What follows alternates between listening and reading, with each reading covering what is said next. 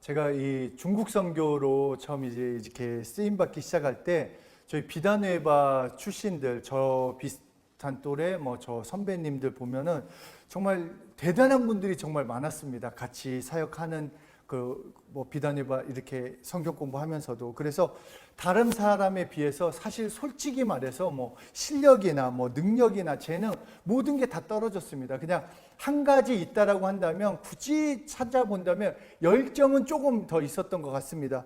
그런데도 총장님께서 그 열정 하나 보시고 중국 선교에 쓰임 받도록 이렇게 해주셨습니다.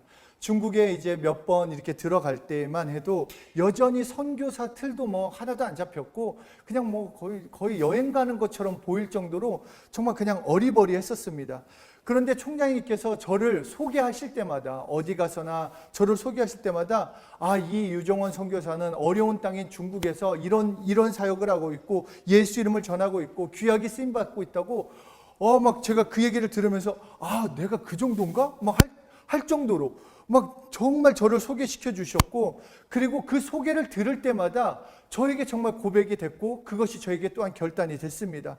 그리고 실제로 중국 선교는 물론이요, 카자흐스탄 선교까지 갈 수 있도록 그 길이 열려졌다라는 것입니다. 제가 지금 돌아보면은 총장님의 그 소개부터, 나를 소개해 준 그 소개부터가 제가 선교사의 첫 발걸음을 내딛었다고 생각을 합니다.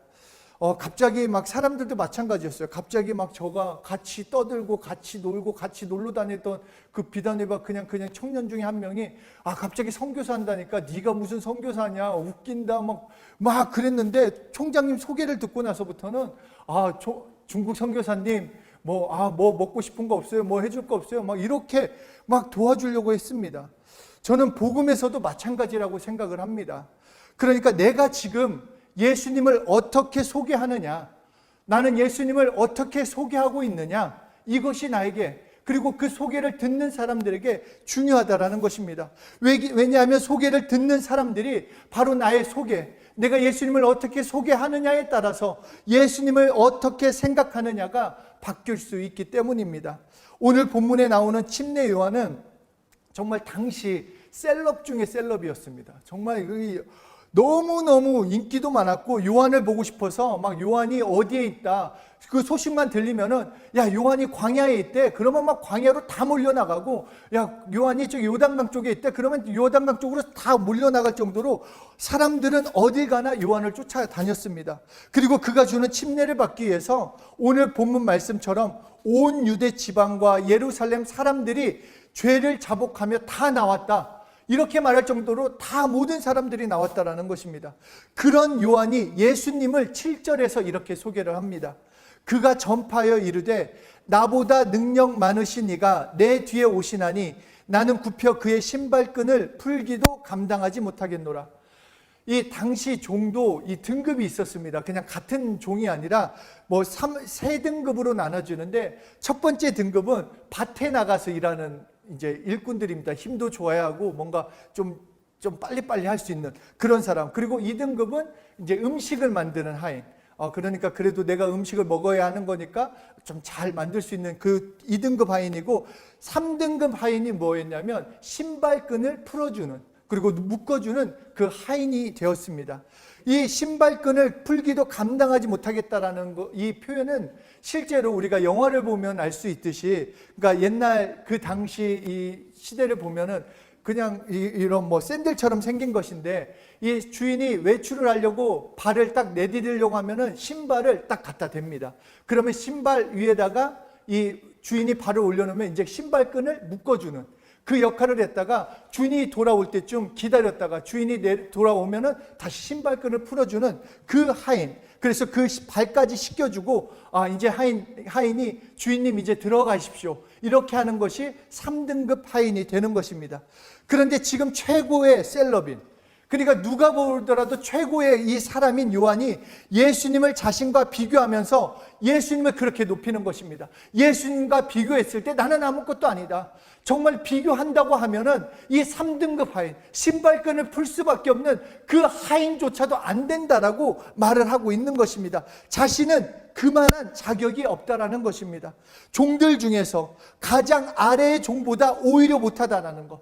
그러면서 사람들에게 말하고자 하는 것은 나를 보지 마라. 나를 기대하지 마라. 너희가 바라보아야 할 분, 너희가 기다려야 할 분, 너희가 믿어야 할 분은 바로 예수님이라고 알려주고 있다는 것입니다. 요한은 예수님을 알았기 때문입니다. 그래서 어떻게 하든지 예수님을 높이길 원했고 소개하길 원했던 것입니다. 저도 이 말씀을 읽고 또 준비하면서 엄청 찔렸던 것이, 나는 예수님을 어떻게 소개하고 있지? 그러면서 또 생각은, 나는 소개는 하고 있나? 그냥 내가 원하는 예수는 말하고 있는데, 사람들이 듣기 원하는 예수는 말하고 있는데, 정작 진짜 예수를 내가 말하고 있나? 하나님이 말씀하신, 성령님이 말씀하신 그 예수님을 말하고 있나? 여러분은 어떻습니까? 여러분은 예수님을 소개하고 계십니까? 소개하신다면 뭐라고 소개하고 계십니까? 우리 한번 생각해 보십시오. 저만 하더라도 어떤 물건이 하나 생기면은 정말 자랑하기 바쁩니다. 막 남들이 관심이 있건 없건 그냥 자랑하고 싶습니다. 왜냐하면 이것이 나에겐 너무 좋기 때문에. 남들이 어떻게 바라보건 남들이 어떻게 생각하건 좋건 나쁘건 이것이 중요한 것이 아니라 내가 가지고 있는 것이 너무 좋으니까, 자랑스러우니까, 성능은 어떻고 색상은 어떻고 그냥 떠들게 된다라는 것입니다. 얼마 전에 책을 읽는데 이런 간증을 읽었습니다. 40일 동안 새벽 기도를 했더니 아들이 신체 검사에서 불합격이 되어 병역이 면제되었다라는 것입니다. 그것을 감사하다라는 거.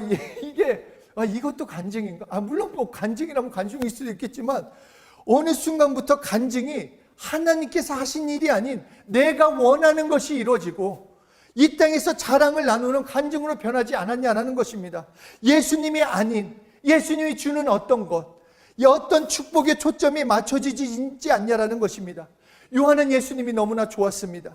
하나님이신 예수님이 이 땅에 오셨다라는 것, 그 약속하신, 그들의 조상부터 계속해서 약속하신, 정말로 자신들이 기다리고 또 기다렸던 그 예수님이 오셨습니다.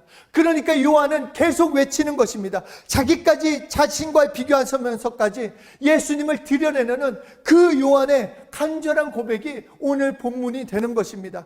그래서 마태복음 17장 7절 이하에서 예수님이 요한을 보러 간 사람들에게, 야, 너희들 어디 가냐? 광야에 무엇이 있길래 그렇게 우르르 몰려다니냐? 이렇게 그 사람들한테 물어보면서, 바람에 흔들리는 갈대를 보러 갔냐? 부드러운 옷 입은 사람을 보러 갔냐? 그럼 왕궁에 가면 있다. 아니면 선지자를 보러 갔느냐? 그래, 선지자보다 위대한 사람이 맞다. 요한이 그런 사람이 맞다. 그런데 그 대단한 요한이 왜 이 땅에 왔고 그의 사명은 무엇인가? 바로 나의 길, 예수의 길을 준비하러 왔다. 나를 소개하러 왔다. 그러니까 그 사람이 아닌 나를 보라보라고 예수님도 말씀하고 계십니다. 그래서 마가복음을 시작하면서 다른 말이 없이 그냥 예수님을 소개하면서 시작하는 것입니다. 복음의 시작은 다른 어떤 것이 아니라 복음의 시작은 예수님이다. 복음의 시작은 예수님으로부터 시작하는 것을 말하고 싶었다라는 것입니다. 그러면서 누가복음 16장 16절을 보면은 율법과 선지자는 요한 때까지라고 또한 말씀하고 계십니다. 이 말씀도 우리가 정말 생각해 봐야 할 것이, 성경 전체를 볼 수 있는 말씀입니다. 성경 전체를 볼 수 있는 것인데, 이 교통경찰이 속도를 위반한 차량을 잡을 수 있는 것은 자신이 어떤 능력이 있어서 뭔가 내 감정에 따라 할 수 있는 게 아니라 그 교통 법규가 있기 때문에 그것에 따라서 속도를 위반했거나 아니면 신호를 위반했거나 이거에 맞춰서 잡을 수 있다라는 것입니다. 마찬가지로 율법은 말 그대로 법을 말하는 것이요, 선지자는 이 법을 가지고 예언하기도 하며 경고하기도 했습니다. 그러니까 선지자의 경고가, 그리고 예언할 때 그 기준은 자신의 생각이나 자신이 본 것이 아닌 바로 그 율법을 기준으로 해서, 하나님의 말씀을 기준으로 해서 선포를 했다라는 것입니다. 그래서 구약 시대에는 율법과 선지자가 함께 갔다라고 한다면, 요한 때는 율법과 선지자가 따로 나눠져 있지 않고 율법이 바로 그 율법과 선지자를 대표하는 것이기 때문에, 율법과 선지자를 대표하는 요한이 제일 큰 자라고 할 때, 정말 구약에서 말하는 제일 큰 자, 여자가 낳은 자 중에 가장 큰 자는 요한이라고 말씀하신 것처럼, 구약과 그 율법과 선지자는 그 요한의 때에서 끝난다라는 것은 무슨 말이냐면 바로 그 율법과 선지자가 말하고 있는 분이 바로 예수라는 것입니다. 다른 누군가가 아니라 그것을 요한이 말하고 있는 것입니다. 너희가 구약에서 하나님이 말씀하신 것, 율법을 통해서 기다리라고 하신 분, 선지자를 통해서 기다리고 있던 그 메시아, 그 구세주가 예수다. 그것을 요한의 때에 마침으로써 예수님이 오시자 그것이 이제 그 응답을 받았다라는 것입니다. 율법과 선지자가 구약 시대에서 계속 기다려라 말하고 있는 분이 바로 예수님이다. 그러니까 그 예수님께 집중해라, 바라보라라고 누가복음 16장 16절에 율법과 선지자는 요한의 때까지라고 말씀하고 있는 것입니다. 그리고 요한복음 20장 31절에서도 오직 이것을 기록함은, 그러니까 이 성경을 기록함은 너희로 예수께서 하나님의 아들 그리스도임을 믿게 하려 함이요 또 너희로 믿고 그 이름을 힘입어 생명을 얻게 하려 함이니라. 모든 게 예수님에게로, 정말 모든 초점이 예수님에게로 향하는 것입니다. 그러므로 우리의 초점도 다른 어디가 아니라 예수님께 맞춰져야 하는 것입니다. 뿐만 아니라 요한은 예수님을 이렇게 소개하고 예수님께 침례를 준 다음 헤롯 왕을 막 욕하고 야단친 다음에 감옥으로 들어가서 죽습니다. 감옥에 갇혔다, 죽었다는데 그 초점을 두는 것이 아닌 요한은 예수님을 소개하고 자신의 역할을 다하고 나니까 그 사명을 다 감당하고 사라졌다라고 말씀해주고 있는 것입니다. 내가 온 목적은 예수님을 소개하러 왔기 때문에 나는 간다, 나는 이제 끝났다, 내 할 일은 다 했다, 너희는 이제 예수님께만 초점 맞추라라고 말씀하고 있는 것입니다. 혹시나 요한이 여기 있으면, 예수님도 여기 계시고 요한도 여기 계시면 사람들이 헷갈릴까봐 요한은 자신의 사명을 감당하고 그냥 떠나가는 것입니다. 그래서 요한복음 3장 30절에서도 침례 요한이 그는 흥하여야겠고 나는 쇠하여야 하리라, 내가 드러나는 것이 아니라 예수님만이 높임을 받고 예수님만이 증거되어야겠다라고 말씀하고 있는 것입니다. 그렇다면 내가 어떻게 예수를 믿어야 하고, 나는 어떻게 예수님을 대해야 하는지, 어떻게 예수님을 전해야 하는지 나도 생각해 볼 수 있는 것 아니냐 하는 것입니다. 요한은 이렇게 자기 사명을, 정말로 자기의 사명을 정확히 안 사람입니다. 이렇게 성경도 사람도 모두가 다 예수를 우리에게 소개해 주는데 목적이 있는 것처럼, 마찬가지로 우리의 사명도, 예수 믿는 우리의 사명도 예수님을 믿고 사랑하고 예수님을 증거하는데, 예수님을 소개하는데 우리의 사명이 있는 것입니다. 내가 주인공이 아니라, 내 중심의 신앙생활이 아니라 예수 중심의 신앙생활, 예수를 소개하며 살아가야 하는 것이 우리의 사명이 되는 것입니다. 내가 할 일은 예수를 소개하고 또 소개해서 예수님이 증거되는 일을 위해 쓰임받으며 예수님을 위해서 사는 것이 이제 예수 믿는 우리의 삶이 되는 것입니다. 마태복음 17장 1절 이하를 보면 예수님께서 베드로와 야고보와 그 형제 요한을 데리고 따로 높은 산에 올라가십니다. 거기서 엘리야하고 모세가 나타납니다. 그러니까 예수님 옆에 모세가 서고 엘리야가 섰습니다. 그러니까 그 제자들이 예수님을 보고 우리 선생님 레벨이 보통이 아니구나, 우리가 그렇게 생각하는 최고 중에 최고인, 최고의 모세, 최고의 엘리야가 이렇게 있구나. 그런데 갑자기 그 두 사람은 사라지고 예수님만 남았다라는 것입니다. 이때 마태복음 17장 5절에서 하나님께서 이렇게 말씀하십니다. 말할 때 호련히 빛난 구름이 그들을 덮으며 구름 속에서 소리가 나서 이르시되 이는 내 사랑하는 아들이요 내 기뻐하는 자니 너희는 그의 말을 들으라 하시는지라.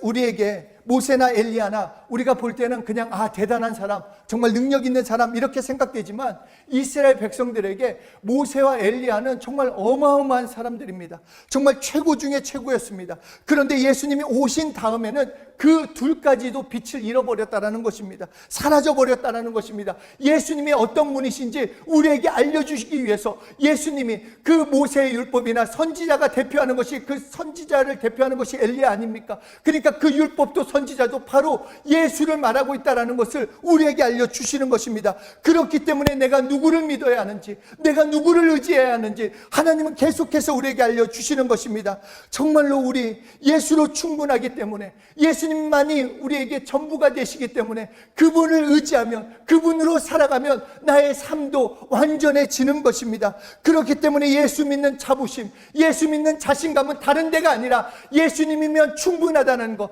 그 예수님을 믿는다라는 것, 그것이 우리의 진정한 자신감이 되고 자부심이 될 수 있다는 것입니다. 그렇기 때문에 마가만, 요한만 예수 믿고 구원받는 것이 아닌 우리도 예수 믿고 구원받습니다. 그렇기 때문에 우리도 날마다 예수님을 증거해야 하는 열망이 있어야 하는 것입니다. 나의 말에서, 나의 행동에서 예수님이 자연스럽게 나와야 하는 것입니다. 사람들이 칭찬해 주기 때문에, 이 땅에서 잘 되기 위해서가 아니라 예수님 한 분 때문에 예수님을 소개하는 우리가 되어야 하는 것입니다. 오늘 말씀을 통해 예수님만이 우리의 주인 되어야 한다라는 그 요한의 간절한 소망이 우리의 소망이 되어야 합니다. 다른 것을 듣고자, 다른 것을 받고자 하나님께 정말 외친다고, 우리가 받고자 한다고 했을 때는 허공을 향해 우리는 외칠 수밖에 없습니다. 그렇게 먼저 예수님을 사랑해야 합니다. 하나님이신 예수, 죄인인 나를 위해 십자가에 피 흘려 죽으신 이 땅에 오신 그분을 정말로 사랑하고 예수님 때문에 용서받고 예수님 때문에 구원을 받았기에 나는 예수님을 사랑하고 예수님을 전해야 하는 것입니다. 뿐만 아니라 그렇기 때문에 나의 삶도 변해야 하는 것입니다. 예전처럼, 여전히 예수 믿기 전처럼, 예수 믿지 않는 것처럼 살면서 예수님을 전할 수도 없고 예수님을 전해지지도 않습니다.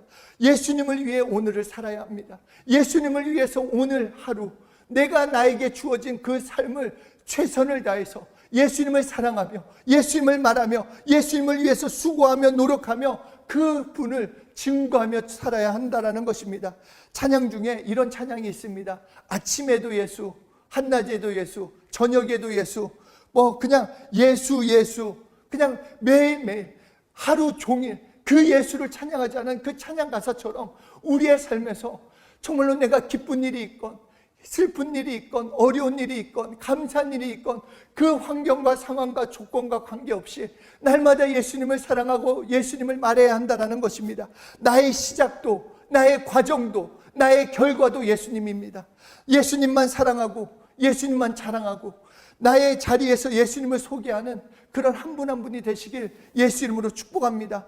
나는 온전히 가지려고 정말로 오직 예수님만이 정말로 나의 자랑이 되셔서 예수님만이 나의 모든 것 되셔서 말에나 이래나 예수님만을 선포하고, 그래서 그 예수 믿는 구원의 역사가 여러분의 삶 가운데 가득 차시길, 끝까지 예수 증거하는 데 쓰임 받으시길 예수 이름으로 축복합니다.